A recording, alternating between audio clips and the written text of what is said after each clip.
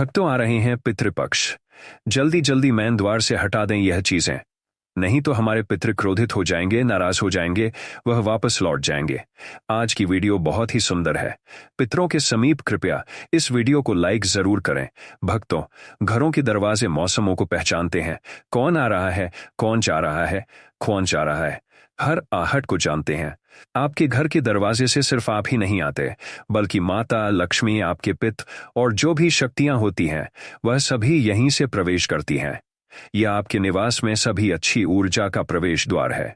संक्रमण क्षेत्र कहा जा सकता है, जो घर के अंदर और बाहर की दुनिया को जोड़ती है, और यहीं से जहां एक और सौभाग्य और खुशियां आपके घर में प्रवेश करती है, वही नकारात्मक ऊर्जा भी यहीं से प्रवेश करती है।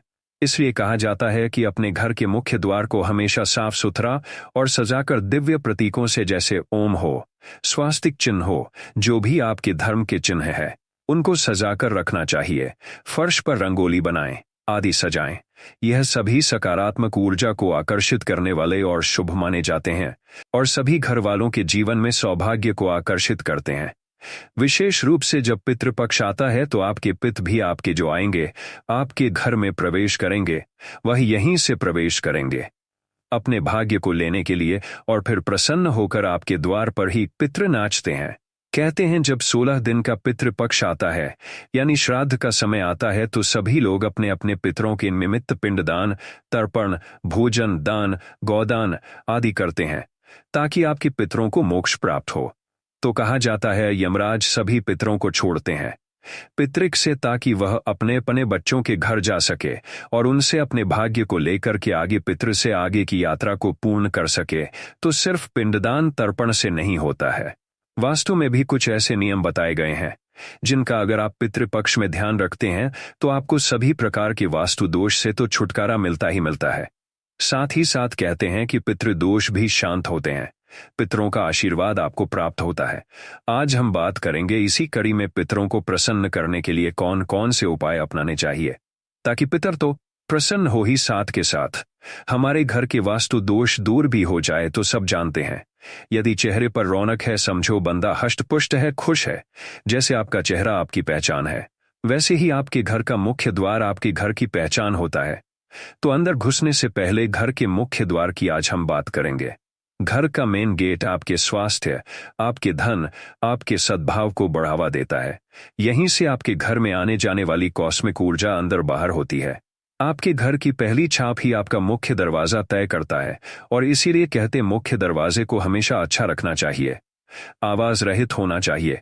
उसमें से किसी किसी दरवाजे में से क्रीम क्रीम का टाइप की आवाज आती है।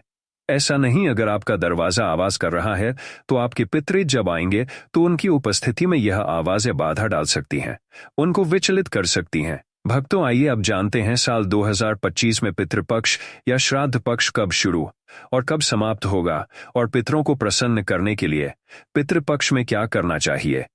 पितृपक्ष 2025 की महत्वपूर्ण तिथियां: पूर्णिमा श्राद्ध 7 सितंबर रविवार, प्रतिपदा श्राद्ध 8 सितंबर सोमवार द्वितीया, श्राद्ध 9 सितंबर मंगलवार तृतीया, और चतुर्थी श्राद्ध 10 सितंबर बुधवार पंचमी श्राद्ध, और महाभरणी 11 सितंबर, गुरुवार षष्ठी श्राद्ध 12 सितंबर, शुक्रवार सप्तमी श्राद्ध 13 सितंबर, शनिवार अष्टमी श्राद्ध 14 सितंबर, शनिवार अष्टमी श्राद्ध 16 सितंबर, मंगलवार एकादशी श्राद्ध 16 सितंबर, 17 सितंबर बुधवार द्वादशी श्राद्ध, 18 सितंबर गुरुवार त्रयोदशी, और मघा श्राद्ध 19 सितंबर शुक्रवार, चतुर्दशी श्राद्ध 20 सितंबर शनिवार, सर्वपित अमावस्या 21 सितंबर दिन रविवार। इस दौरान पितरों का श्राद्ध तर्पण और पिंडदान करने से उनकी आत्मा को शांति मिलती है और परिवार में सुख शांति बनी रहती है। पितृपक्ष का समापन 21 सितंबर के दिन सर्वपित्र अमावस्या पर होगा। अब बात करते हैं मुख्य द्वार की। अगर आपके भी घर के मुख्य दरवाजे से आवाज आती है तो उसमें तेल डाल लीजिए और उसकी रिपेयरिंग करा लीजिए। दूसरा, पितृपक्ष शुरू होने से पहले ही उसके ऊपर लगे जाले आदि हैं तो उसको झाड़ लीजिए, गीले कपड़े से अच्छे से पोंछ लीजिए, और तोरण आदि पर धूल जम गई है या तो उसको बदल लीजिए या फिर धोकर दोबारा से लगा लीजिए। एक खास बात, कई बार मैं आपको वास्तु के अनुसार घर के द्वार पर अगर द्वार भेद होता है तो शीशा वाला तोरण लगाने को कहता हूं, या घर के मेन डोर के सामने अगर कोई खंभा होता है तो कहता हूं कि घर के द्वार पर शीशा लगा दीजिए। उसे नेगेटिव एनर्जी से बचा जा सकता है। लेकिन पितृपक्ष में आपको इस कांच को द्वार से हटा देना चाहिए। नहीं हो प्लेन पत्तों वाला तोरण लगा लीजिए, यह श्रेष्ठ है भक्तों। घर के मुख्य द्वार पर ढेर सारी रोशनी भी आपको रखनी है। पित्त आएंगे तो अंधकार ना रहे, और इस बात का ध्यान रखें कि आपके घर के मुख्य दरवाजे पर अच्छी रोशनी आती रहे, आसपास का क्षेत्र भी प्रकाशित हो। उचित रोशनी का प्रबंध कर लीजिए। पीली रोशनी, अगर हो सके तो पीली रोशनी ही जलानी चाहिए, क्योंकि पीली रोशनी सूर्य की रोशनी की तरह दिखती है। अगर आप अपने घर के मुख्य द्वार पर आपके घर के लोग जूते चप्पल आदि खोलते हैं तो कम से कम पितृपक्ष के दौरान, और इन्फिनिट में तो कहूंगा कि अब दिवाली तक, आप पूरे द्वार से जूते चप्पल आदि यह चीजें जो हम नियम बता रहे हैं ये फॉलो पूरी दिवाली तक कीजिए, क्योंकि अभी पितृपक्ष आएंगे। इसके बाद में फिर नवरात्र आएंगे, फिर दिवाली, धनतेरस आदि आएंगे, तो आपको अपने घर के जो जूते चप्पल मुख्य द्वार पर इधर उधर बिखरे रहते हैं, आपने जूते का स्टैंड बिल्कुल दरवाजे पर लगाया है तो वहां से थोड़ा हटा दीजिए। और अगर स्पेस की बहुत समस्या है, कहीं जगह नहीं है, तो साइड में एक स्टैंड सा बनवाकर तरीके से सजा कर रखिए। ध्यान रखें, ऐसी व्यवस्था करनी चाहिए कि जूते चप्पल हमेशा दक्षिण या पश्चिम दिशा में ही उतारना रहे। ऐसा न करने पर घर में नकारात्मक ऊर्जाएं बढ़ जाती हैं। कोई भी चीजों से जूते की रैक नहीं, पुराने कोई फर्नीचर हो, टूटे फूटे कूड़ेदान हो, टूटी हुई कुर्सियां हो, स्टूल हो, कई लोग कुछ है कबाड़ को इकट्ठा करके रखते हैं, द्वार के बाहर कर देते हैं अपने जाल में। भक्तों, इनको कोई काम नहीं है, बस कबाड़ इकट्ठा करते रहते हैं। तो वह आपके घर के बाहर नहीं हुए हैं, वह आपके घर की एनर्जी को बैन कर रहे हैं। इनको आप बिना लालच किए फेंक देना चाहिए या बेच दीजिए। और भक्तों, घर के दरवाजे पर एक दहलीज अवश्य होनी चाहिए। कहते हैं घर की दुल्हन जब दहलीज लांघती है, पाखी सी उड़ने वाली परी कैद हो जाती है। अभी कई ट्रेडिशनल घरों में यह नियम लागू ही है, पर भक्तों, घर में दहलीज अवश्य होनी चाहिए। आजकल फ्लैट्स में क्या होता है, देल्स लगाकर नहीं देते, आपको स्वयं को लगवा लेनी चाहिए। ज्यादा कुछ नहीं लगता, पतली सी संगमरमर की पट्टी या लकड़ी की 2 इंच की ले लीजिए, और 2 से 2 इंच बहुत होता है। आप इतनी ले सकते हैं, और इसको आप वहां पर लगा दीजिए अपने मुख्य द्वार पर। भक्तों, एक तो कीड़े मकोड़े नहीं आने देता, और तमाम भूत प्रेत, नकारात्मक ऊर्जा, ब्रह्म राक्षस आदि, डायन आदि से ऐस हवा घर में प्रवेश होने से हम बचे रहते हैं। घर सुरक्षित रहता है। जब माता लक्ष्मी घर की दहलीज में प्रवेश करती है तो वह भी घर से बाहर नहीं जाती। दहलीज के कई फायदे हैं। दूसरा, आपके घर की नकारात्मक ऊर्जा को अवशोषित करता है और केवल सकारात्मक ऊर्जा को ही घर में प्रवेश करने देता है। और इस दहलीज को लांघने के लिए आपके पित्त बहुत बहुत प्रसन्न होते हैं, और इस दहलीज को लांघते वक्त वह प्रसन्न होते हैं कि वह आपके घर की दहलीज के अंदर प्रवेश कर रहे हैं। भक्तों, आपके मुख्य द्वार पर एक डोरमैट भी जरूर होना चाहिए, आपके दरवाजे पर, जो गंदगी और नकारात्मक ऊर्जा को घर में प्रवेश करने से रोकता है। ऐसे भी कोई भी लोग क्या होता है, जब जूते पहन के आ रहे हैं, डोरमैट होता है तो उस पर रगड़ के साफ करते हैं पैर, और उसके बाद ही जूतों को ले आते हैं अंदर। हजीन की दृष्टि से भी देखा जाए तो अच्छा है। और एक आध दिन पहले मैंने आपको बताया भी है कि फिटकरी का पाउडर रख कीजिए। किसी ने प्रश्न किया है कि झाड़ू में निकल जाएगा, तो आपको ऐसे नहीं रखना है। आप एक छोटी सी मुलायम से कपड़े की पोटली बना लीजिए, पाउडर करके उसमें बांध दीजिए, पोटली नुमा बनाइए, फिर इसको डोर मैट के नीचे रखिए, पायदान के नीचे रखिए। यह नहीं खराब होएगी। मैंने 1.5 महीने में, 15 दिन में, 1 हफ्ते में, जब भी लगे नकारात्मक ऊर्जा फिर बढ़ रही है, इसको आपको बदल लेना चाहिए। भक्तों, यह सभी बेसिक चीजें हैं जो आपके द्वार पर होनी चाहिए। आपके देवी देवता हो, पित्त हो, सभी को यह अट्रैक्ट करती है। घर के मुख्य द्वार के पास कुछ खास शुभ पौधे भी आपको लगाने चाहिए। यह पौधे आपके पितरों को आकर्षित करके शांत करते हैं। ऐसे पेड़ हैं जिनमें पितरों का वास रहता है। अगर इन पेड़ों को लगाकर आप घर में अपने पितृ पूजते हैं तो आपके पितृ प्रसन्न होते हैं, आपके घर से पितृदोष समाप्त होते हैं। इनमें से विशेष रूप से तुलसी तो है ही, सबसे इंपॉर्टेंट साथ में पीपल, बरगद, बेलपत्र, अशोक के पौधे भी शामिल हैं। और जिस दिन आपके घर में श्राद्ध हो रहा है, उस दिन सुबह सुबह सूरज भगवान को जल देने के बाद तुलसी में और इन पौधों में जल अवश्य दीजिए। अपने पितृ के नाम का दूसरा पौधा जो आप अपने द्वार पर पितरों को आकर्षित करने और पितृदोष को शांत करने के लिए लगा सकते हैं, वह है बेलपत्र का पौधा। हम सभी जानते हैं बेलपत्र भोलेनाथ को कितना प्रिय है। इनके पत्तों में भगवान विष्णु और माता लक्ष्मी का वास कहा गया है। साथ ही साथ बेलपत्र को साक्षात पित्त कहा गया है, इसलिए पितृपक्ष में यह पौधा जरूर लगाना चाहिए। इसका पूजन करना चाहिए ताकि आपके पितृ प्रसन्न हो जाए। आप चाहे तो पितृपक्ष में एक छोटा सा पीपल का पौधा गमले में लगाकर 16 दिन उसको सींचे और फिर 16वें दिन अब बाद में महालया के दिन जाकर उसे किसी मंदिर में या स्कूल प्रांगण में या कोई धार्मिक स्थल पर लगा सकते हैं। देखिए भक्तों, कैसे पितृदोष से आपको मुक्ति मिलती है। पीपल के पेड़ में पितरों का वास होता है साक्षात, इसलिए अगर छोटा सा भी पीपल आप अपने घर पर लगा सकते हैं तो ठीक है, नहीं तो कोई आसपास बड़ा सा पीपल का वृक्ष भी लगा सकते हैं और पितृपक्ष के दिनों में रोजाना पीपल के पेड़ में जल से अभिषेक कीजिए। स्पेशली काले तिल डालकर के 1 लोटा जल में आप अभिषेक कीजिए। इससे पितृदोष दूर होते हैं, पितर प्रसन्न होते हैं। ध्यान रखें, अगर बड़ा पीपल का पेड़ आप घर के आसपास लगा रहे हैं तो इतनी दूरी पर लगाएं कि उसकी छाया आपके घर पर नहीं पड़नी चाहिए। पीपल न हो तो बरगद का पेड़ भी मोक्षदायिनी है।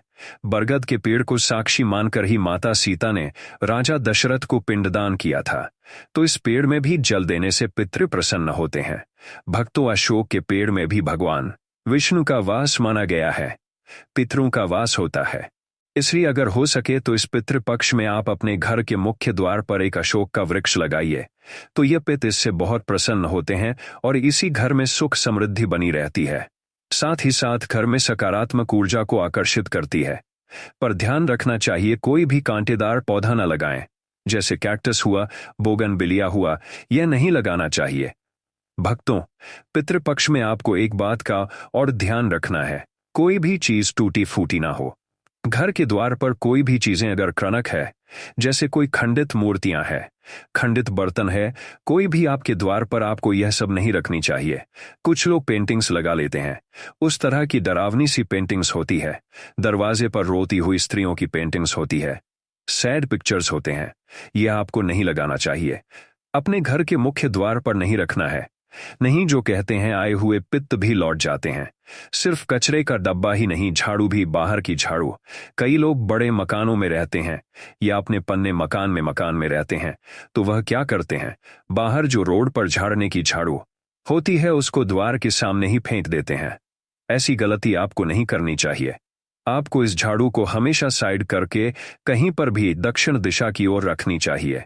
पितृपक्ष में विशेष रूप से ध्यान रखें, घर की झाड़ू आपके द्वार पर ना पड़ी रहे और न ही आपको नई झाड़ू अगर टूट भी जाए तो मैनेज कीजिए। पितृपक्ष में नई झाड़ू आपको नहीं खरीदनी चाहिए। भक्तों, कई लोग धोने के कपड़े की बैग ही रख देते हैं। मैम भी आप रखते होंगे कि भाई जगह की कमी की वजह से, वरना कोई भी नहीं रखेगा।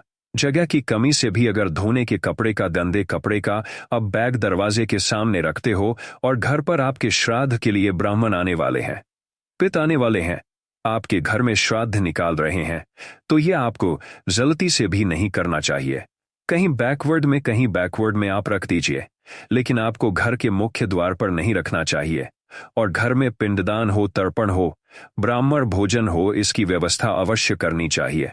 भक्तों, ध्यान रखें, अगर कुछ भी नहीं कर सकते हैं, कम से कम दक्षिणमुखी होकर इस पितृपक्ष में अपने पितृ के निमित्त आपको 1 लोटा जल अवश्य अर्पित करना है।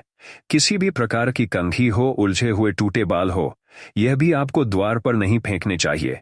यह पितरों को जाने अनजाने बहुत कष्ट देते हैं, इस बात का ध्यान रखें। और कई लोग पितृपक्ष के दौरान अगर आपके टूटे हुए बाल उनके हाथ लग जाएंगे तो वह आपको जीवन भर के लिए बांध भी सकते हैं। इसलिए ध्यान रखना है छोटी छोटी बातें। भक्तों, पूरे पितृपक्ष आपको अपने घर के दक्षिण दिशा में 1 दीपक अपने घर के मुख्य द्वार पर अवश्य जलाना है। पितरों के नाम के शाम के समय जलाना है। या तो आप दक्षिण दिशा में जला सकते हैं या घर के मुख्य द्वार पर दक्षिण की ओर बाती करके जला सकते हैं। आपके घर में सकारात्मक ऊर्जा तो बढ़ेगी ही और नकारात्मक ऊर्जा दूर होगी।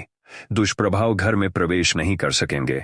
साथ ही साथ आपके पितृ शांति से आराम करते हैं, उनको तृप्ति होती है। और इसीलिए भक्तों पूरे पितृपक्ष में आपको अपने घर के मुख्य द्वार पर शाम के समय संध्या काल में एक दीपक अवश्य जलाना है। तो कर लीजिए यह उपाय। भक्तों, यह दीपक घी का हो, रुई की बात ही हो। इस बात का ध्यान रखिए, पितृपक्ष शुरू होने से पहले ही अपने घर से जो मैंने चीजें बताई हैं इनको अपने द्वार से हटा दीजिए। या 8 चीजें नहीं तो कहते हैं भारी पितृ दोष लगता है और आपके पितृ और ज्यादा रूठ जाते हैं। तो भक्तों, पितृपक्ष का समय है। सभी पितर अपने अपने बच्चों के पास आते हैं। अपना भाग्य को मांगने के लिए थोड़ा सा जल उन्हें सच्चे दिल से अवश्य अर्पित कीजिए। हो सके तो पिंडदान तर्पण उनके निमित्त अवश्य कराइए। अमावस्या का श्राद्ध कीजिए, महारानी श्राद्ध कीजिए, पंचमी का श्राद्ध कीजिए, पंचमी का श्राद्ध कीजिए। जो भी आप कर सके भक्तों, अपनी श्रद्धा शक्ति के अनुसार उनके निमित्त थोड़ा सा गौचारा का दान कीजिए, गौदान कीजिए। आप अपने वजन के बराबर अगर भारी पितृदोष लगा हो तो आप तुला दान कर सकते हैं। भक्तों, इस तरह से छोटे छोटे उपाय अवश्य करें और फिर देखिए कैसे आपके परिवार से पितृदोष दूर होता है। इस वीडियो को शेयर जरूर करें क्योंकि हमें नहीं पता कब किसका भाग्य बदल जाए। सच्चे दिल से पितरों के निमित्त वीडियो को लाइक जरूर करें। कमेंट में लिखें हर हर महादेव, ओम नमः शिवाय।